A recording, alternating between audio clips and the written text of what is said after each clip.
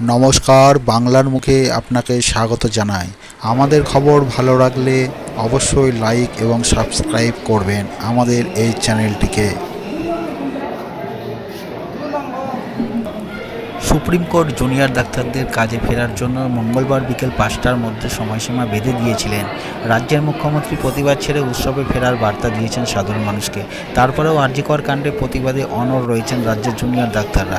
জারি রেখেছেন কর্মবিরতি। শুধু কর্মবিরতি জারি রেখেই থেমে থাকেননি জুনিয়র ডাক্তাররা। সাধারণ মানুষের কথা ভেবে তারা কর্মবিরতির মধ্যে গ্রামে গ্রামে গিয়ে অভয়া ক্লিনিক খুলে বিনামূল্যে চিকিৎসা পরিষেবা করছেন সাধারণ মানুষকে। মঙ্গলবার এমনই অভয়া ক্লিনিকের ছবি নজরে এলো মালদার মানিকচক ব্লকের মথুরাপুর ম্যানেজ প্রাথমিক বিদ্যালয়ে। এদিন সকাল থেকে হাসপাতাল বানিয়ে বিভিন্ন বিভাগ খুলে জুনিয়র ডাক্তাররা সাধারণ মানুষকে বিনামূল্যে চিকিৎসা পরিষেবা প্রদান করেন। কিছু প্রয়োজনীয় ওষুধপত্র তুলে দেন। তাই অভয়া ক্লিনিকের চিকিৎসা পরিষেবা নিতে গ্রামীণ এলাকার মানুষের উপচে পড়া ভিড় লক্ষ্য করা যায় মথুরাপুর ম্যানেজ প্রাথমিক বিদ্যালয়ে।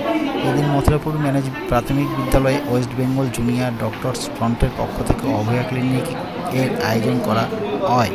অভয়া ক্লিনিকে বিনামূল্যে চিকিৎসা পরিষেবা করেন মালদা মেডিকেল কলেজ হাসপাতালের জুনিয়র ডাক্তাররা। তারা চিকিৎসা পরিষেবা প্রদানের পাশাপাশি আরজিকর কাণ্ডের প্রতিবাদ জানান।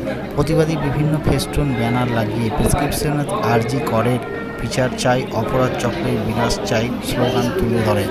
সেই সঙ্গে সে মানুষকে তাদের প্রতিবাদ আন্দোলনে সামিল হওয়ার পাশে থাকার আহ্বান জানান প্রতিবাদী জুনিয়র ডাক্তাররা। গরিব মানুষজন রয়েছে বা আরও যারা রয়েছে তাদেরকে হচ্ছে যে বিনামূল্যে যাতে চিকিৎসা দেওয়া হয়, এবং আমরা যে মালদা মেডিকেল কলেজে আমরা জুনিয়র ডক্টররা যারা কর্মবিরতিতে রয়েছি, তো সেটা ওখানে সিনিয়র ডক্টররা কাজ করে যাচ্ছেন, অসুবিধা নেই, কিন্তু সেটাও যাতে কর্মবিরতি না থাকে, আমরা যাতে সেই পরিষেবাও দিতে পারি, সেটার জন্য আমরা বিভিন্ন জায়গাতে অভয়া ক্লিনিক করছি, তো রোগীর পরিষেবা যাতে ব্যাহত না হয়।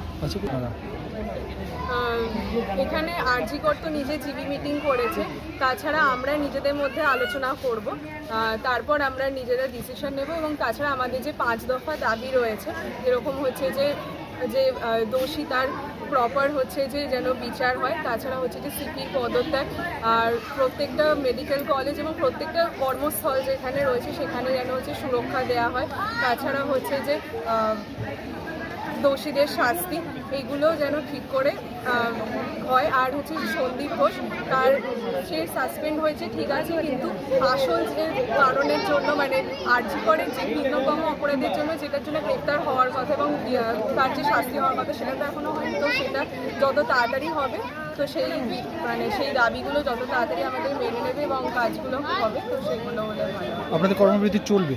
হ্যাঁ, এখনো পর্যন্ত আমাদের কর্মবিরতি চলবে এবং আমরা আগামী কি করব সেটা আমরা জানি।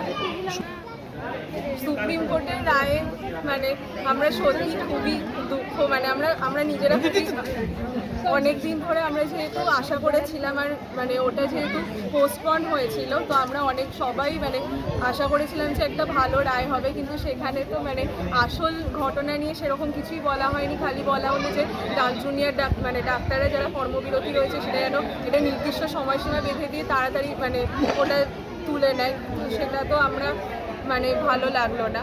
আর না তুলে নিলে এবার কোনো ব্যবস্থা নেবে সেটাও আমাদের ভালো লাগলো না, কারণ বলা হয়েছিল যে ব্যবস্থা নেবে না। আর যে কারণের জন্য আমরা কর্মবিরতি রয়েছি সেই কারণটার যে বিচার হবে সেই বিচারের কোনো রকম হচ্ছে যে স্টেটমেন্ট আমরা পাইনি, পরিষ্কার কোনো স্টেটমেন্ট, তো সেটা নিয়ে আমরা খুশি নই। পর্যন্ত ভাই হতে করেছি আর এখন এখানে পরে আরও চলবে। নামটা বলুন। মালদা মেডিকেল কলেজে ইন্টার্ন।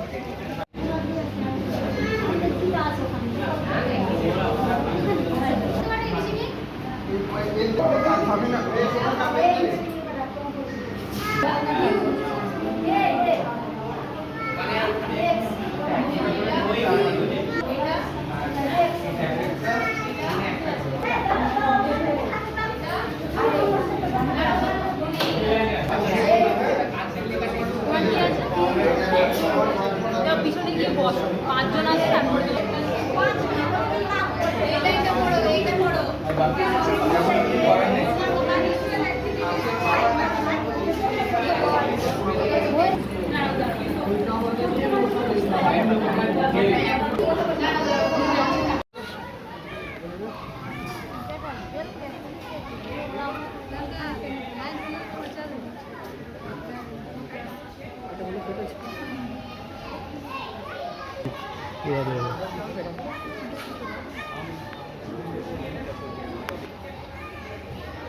বলবে না।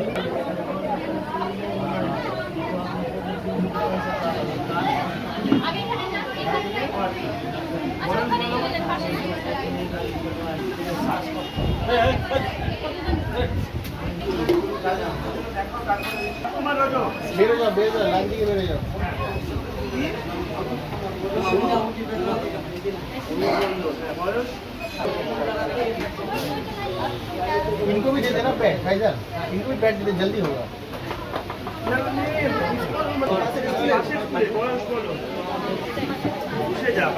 भाईजान के तो रेस्ट दे, नहीं करो,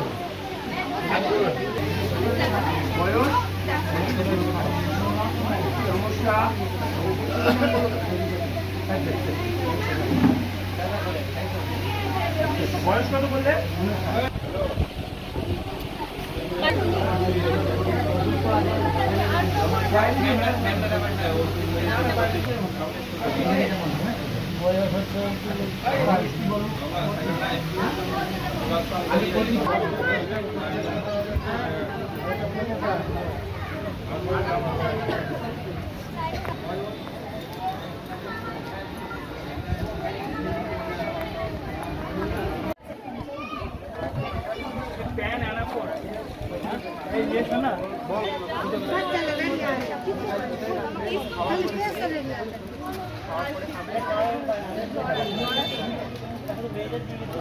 এরকম কিছু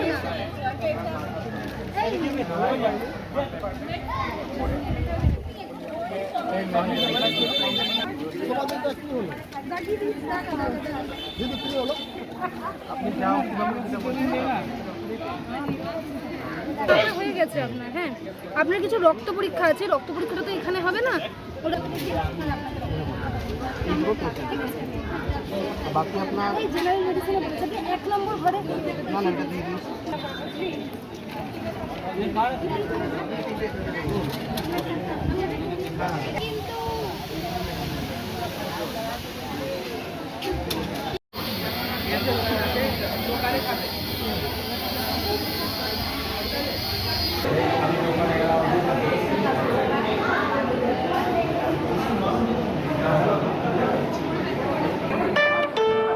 ফোন পেতে 90 টাকা এসেছে।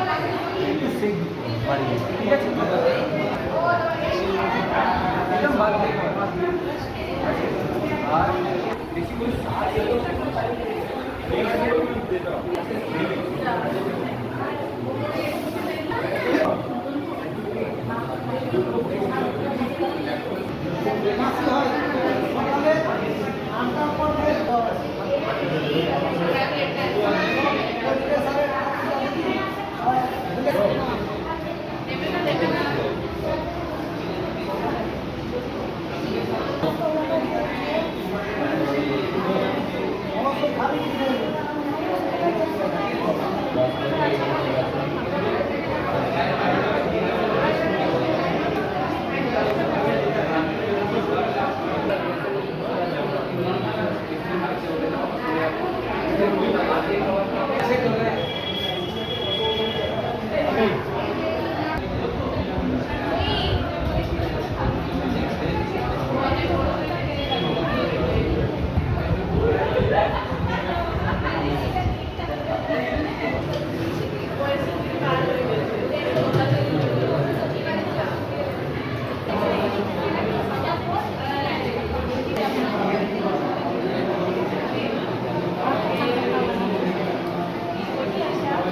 আমরা এখানে আজকে মথুরাপুর জুনিয়র গার্লস হাই স্কুলে আমাদের অভয়ার উদ্দেশ্যে মানে আমার আর্জি করে যে দিদির ওপর নৃশংস ধর্ষণ এবং খুন হয়েছিল ওনার উদ্দেশ্যে আমরা আজকে একটা ক্লিনিক স্বাস্থ্য ক্যাম্প করছি।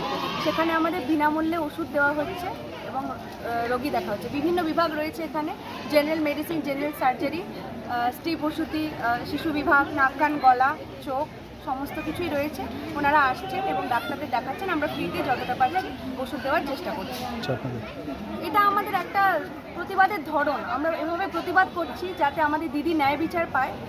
আমরা তো আমাদের হাসপাতালে কর্মবিরতি রেখেছি, আমরা জুনিয়র ডাক্তাররা।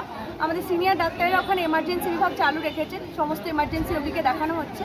কিন্তু আমাদের জুনিয়র ডাক্তাররা এখানে বিভিন্ন জায়গায় গিয়ে রোগীদের কাছে কাছে পৌঁছে যাচ্ছেন, কারণ আমরা হাসপাতালে কর্মবিরতি রেখেছি। এদের তো আমাদেরকে প্রয়োজন, তাই আমরা বিভিন্ন জায়গায় তাদেরকে সেবা করছি। এখন পর্যন্ত কত জায়গায় শিবির করেছেন আপনারা? আমরা এর আগে করেছিলাম বুলবুল চণ্ডীতে এবং এখানে মথুরাপুর, ভবিষ্যতে আরও অভয় ক্লিনিক করতে চলেছি আমরা। সুপ্রিম কোর্ট তো নানান নির্দেশিকা দিয়েছে। আমাদের কর্মবিরতি এখন আমরা তুলতে পারছি না, কারণ আমরা তো বিচার পাইনি না। আমাদের কর্মবিরতি বিচারের জন্য, যতদিন না উপযুক্ত বিচার আমরা পাবো ততদিন আমরা কর্মবিরতি তুলতে চাই না, তুলব না। আপনার নামটা বলুন। আমার নাম Manisha Das, intern, Malda medical college.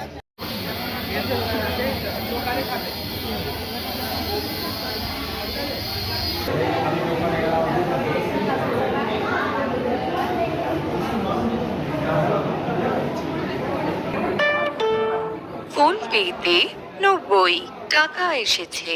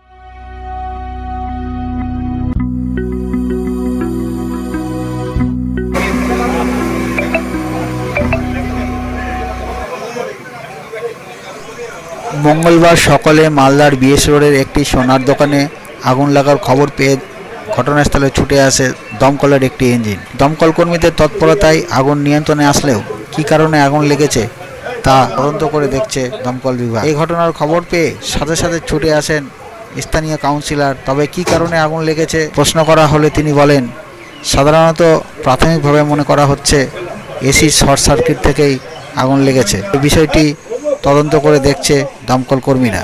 তবে ক্ষয়ক্ষতির পরিমাণ এখনো বলা যাবে না, এমনটাই জানিয়েছেন তিনি।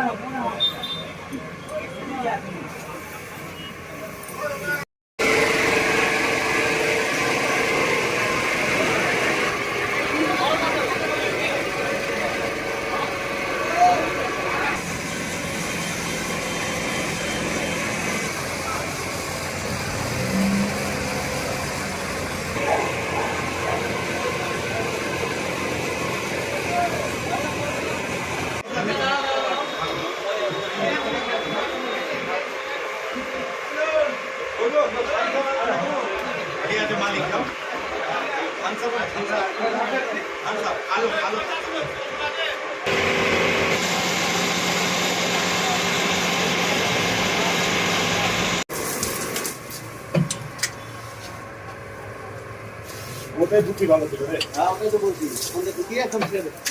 খালি কেবলিং কর, খালি এই করে মুভমেন্ট করতে।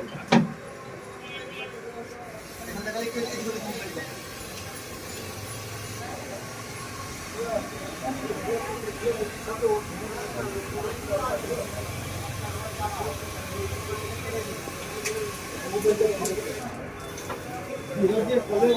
ভিতর দিয়ে যা, ভিতর দিয়ে যা। তাই ভালো হবে।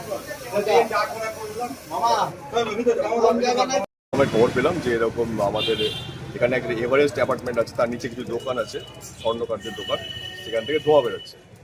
স্থানীয় লোকজন দেখেছে, দেখার পর আমায় ফোন করে, আমি যাই এসে দেখি যে আমার ফায়ার ব্রিগেডকে ডেকেছিলাম, তারা আগুন নিয়ন্ত্রণে নিয়ে এসেছে। দোকান কি বন্ধ ছিল? হ্যাঁ, দোকানটি বন্ধ ছিল, সকালের বেলা যা হয় সকাল দোকান বন্ধ ছিল। কি থেকে আগুন লাগলো? এটা তো এখন ফায়ার ব্রিগেডের লোকরা দেখছে। আমাদের এটা তো সাধারণ কনসেপ্টে আমরা বলতে পারি যে ওই শর্ট সার্কিট, কিন্তু তদন্ত করে দেখছি কি ব্যাপার আছে না। ক্ষয়ক্ষতি দোকানে? ক্ষয়ক্ষতি এই মুহূর্তে কিছু বলা যাবে না।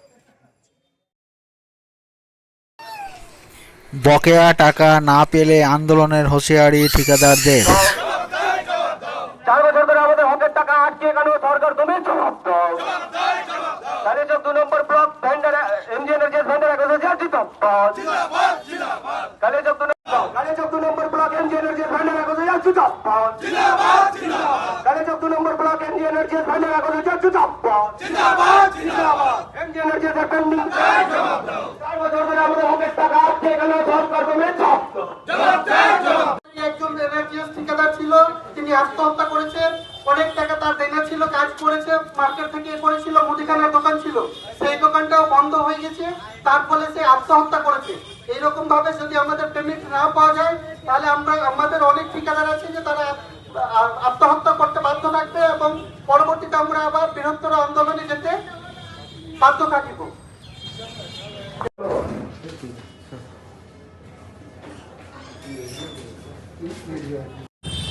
আমাদের এমজি এনার্জিস প্রকল্পের যেসব কাজ আমরা বিগত 3 বছর আগে করেছি, আমরা কালিয়াচক যে কন্ট্রাক্টর অ্যাসোসিয়েশন ভেন্ডার অ্যাসোসিয়েশন আছি তারা 3 বছর আগের কাজের না আমরা এফটিও পাচ্ছি না সরকার আমাদের কোনো পেমেন্ট দিচ্ছে। তার জন্য আমরা সমস্ত ঠিকাদার আজ আমাদের পঞ্চায়েত সমিতির এই অফিসের সামনে এসে বিডিও সাহেবকে একটা ডেপুটেশন দিলাম এবং আগামী দিনে আমরা যেন এই পেমেন্টটা পাই তার সঠিক দিশা বিডিও সাহেবের কাছ থেকে চাইলাম। কতগুলি টাকা আমাদের 134 জন ভেন্ডারের টাকা আটকে রয়েছে, তার পরিমাণ প্রায় 20 কোটি টাকা। যদি না দিতে কি করবে? আগামী দিনে আমরা বৃহত্তর আন্দোলনে যাব, দরকার হলে বিডিও অফিসের সামনে বসবো, রাস্তা জ্যাম করব, ডিএম অফিসে যাব এবং দরকার হলে আমরা নবান্নের সামনে গিয়ে ধর্ণা দেব। কত দফা দাবি ছিল? আমাদের 5 দফা দাবি ছিল। এই যে আমরা কাজ করেছি 23 সালে 19 20 21 এই কাজের আমরা না এফটিও হয়েছে আমাদের, না কোনো পেমেন্ট পেয়েছি, না আমাদেরকে সরকার কোনোভাবে কোনো সহযোগিতা করেছে। কি জানিয়েছেন বিডিও? বিডিও বললেন আমি হায়ার অথরিটিকে জানাবো এবং আপনাদেরকে আশ্বাস দিচ্ছি আমি কিছু একটা করব। কি নাম আপনার? রাজীব চৌধুরী, ভেন্ডার অ্যাসোসিয়েশন থেকে সদস্য।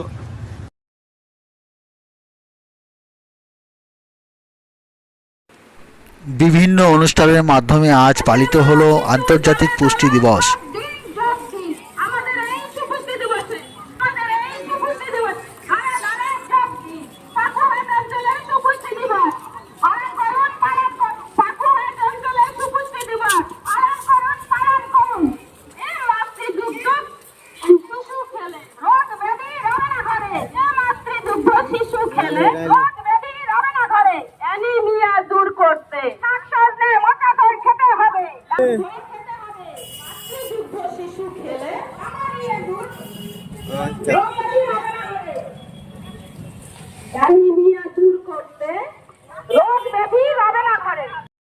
জোরে হাততালি।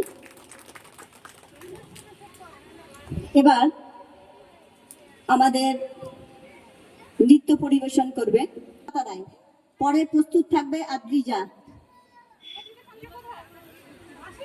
দেবাদিতা এসছে, আদ্রিজা আদ্রিজা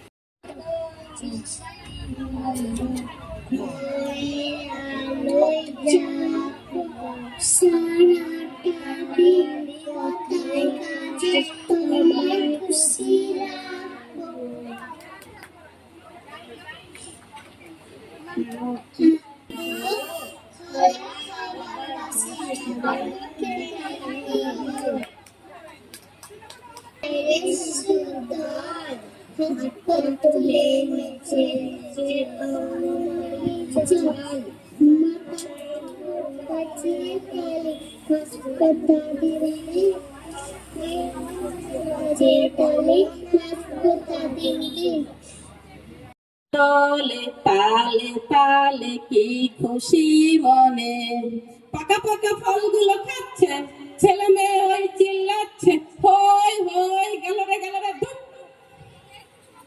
একটা বাদুরে ডাল ভেঙে পড়ে যাচ্ছে খুঁড়িয়ে, লেজটি ধরে ধরে যাচ্ছে খুঁড়িয়ে, লেজটি ধরে।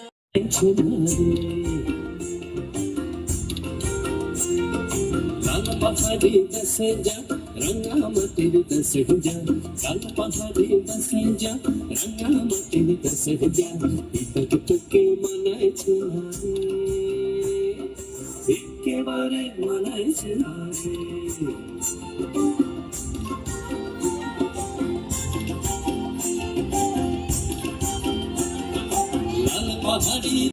বাড়াতে হবে।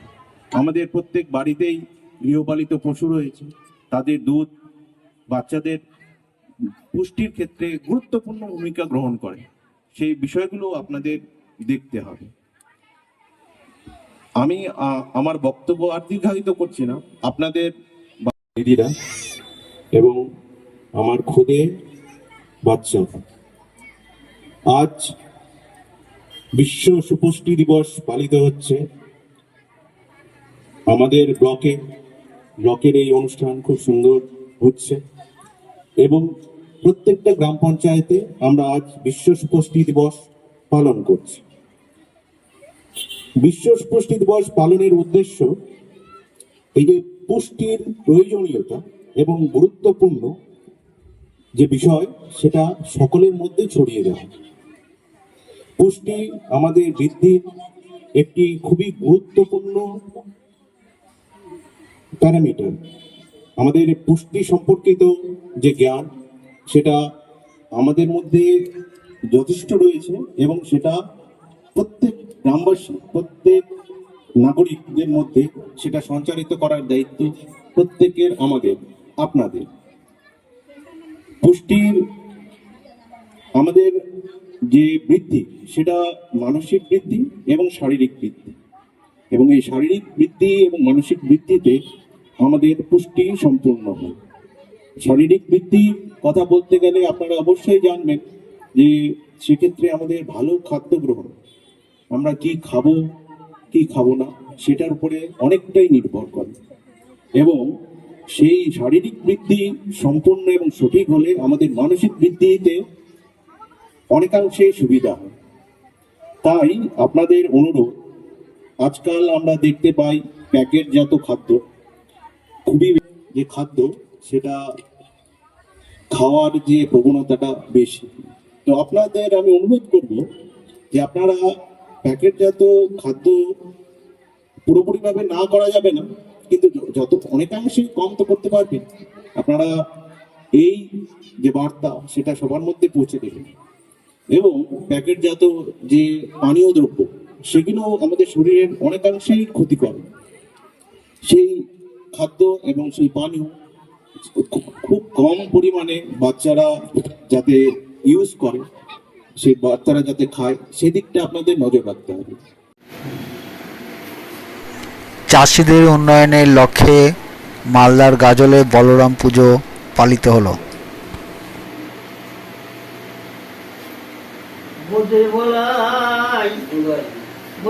নিতাই হলো কিন্তু হরে কৃষ্ণ, হরি বল।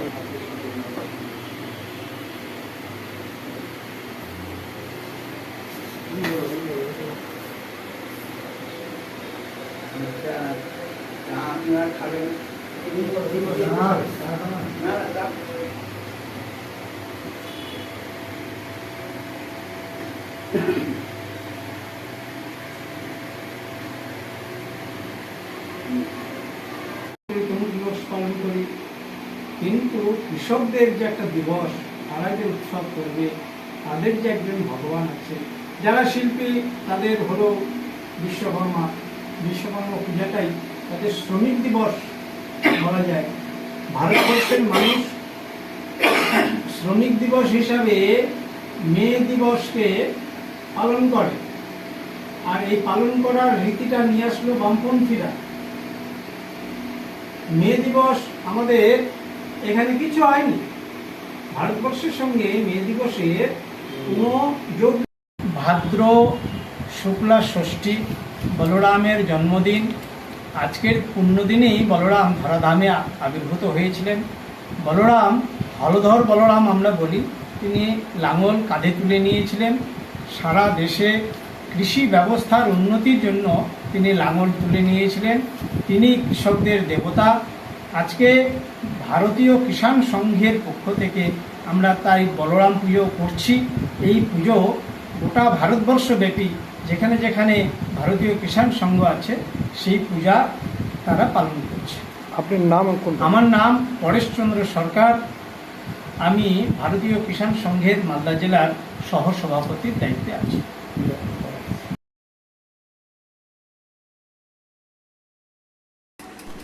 কুপ্রস্তাবে রাজি না হয় ভাইয়ের বউকে বেধড়ক মারধরের অভিযোগ উঠল ভাসুরের বিরুদ্ধে। সম্পর্ক করতে বলছে, কুপ্রস্তাব বারবার দিচ্ছে। আমি সে কুপ্রস্তাবে রাজি না হয়ে আমাকে মারধর করে আমার ঘরে 8:30টার সময় ঢুকে দরজা ভেঙে আমার গলা চিপে নিচে ফেলে আমার উপরে চেপে আমাকে মারধর করে। তারপরে আমার শাশুড়ি আসে, যা আসে ওরাও মারধর করে আমাকে খুব পুরা শরীরে এমনভাবে মেরেছে, আমার দাগ দাগ করে দিয়েছে। আমি মানিকচক হসপিটালে ভর্তি। আমাকে সবসময় কুপ্রস্তাব দেয়। আমার স্বামী বাড়িতে থাকে না, আমাকে এরকম করে কুপ্রস্তাব দেয়। আমাকে বলে কি তোর আমার সঙ্গে থাকতে হবে, আমার সঙ্গে না থাকলে তোর গায়ে আগুন ঢেলে দেবো, তেল দিয়ে ঢেলে পুড়িয়ে দেবো আমি তোকে। এরকম আমাকে কুপ্রস্তাব দেয় বারবার। এরকম করে মারধর করে বা একদম বিছানাতে ফেলে দেয় আমাকে। এই জন্য আমাকে বলি আমার শাশুড়িকে কি আমাকে এরকম করে মারধর করে কিছু বলো না। আমার শাশুড়ি বলছে তুই কাউকে বলবি না, গ্রামের লোককে, বাড়িতে তোর বরকেও জানাবি না তোর সঙ্গে এরকম ঘটনা হচ্ছে। তো তুই আমি এরকম বলতে যাই আমার স্বামীকে, তো আমার বলছে কি বলবি না তুই, না হলে তোকে আমি তেল ঢেলে আগুন লাগিয়ে দেবো, মেরে ফেলে দেবো তোকে। আমি ওর শাস্তি চাই। একটা পুলিশের লোক হয়ে আমাকে এরকম করবে, করবে, আমি ওর শাস্তি চাই। ও কেন আমার সঙ্গে বারবার এরকম করবে? হ্যাঁ, থানায় অভিযোগ করেছি, কোর্টেও দেয়নি আমাকে কিছু। বলে ও পুলিশের লোক আছে, ওর ছাড় আছে, আর আমাদের কি নাই।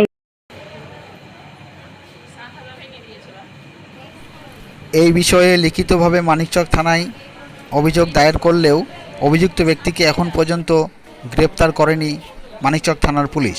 আছে এমনটাই অভিযোগ নির্যাতিতার স্বামী কর্মী আছে, শামসি ভারিতে আছে, শ্যামল ঘোষ নাম। যখনই বাড়ি আসে আমার বউয়ের উপরে নজর, আমার বউকে ধর্ষণ করতে চাইছে।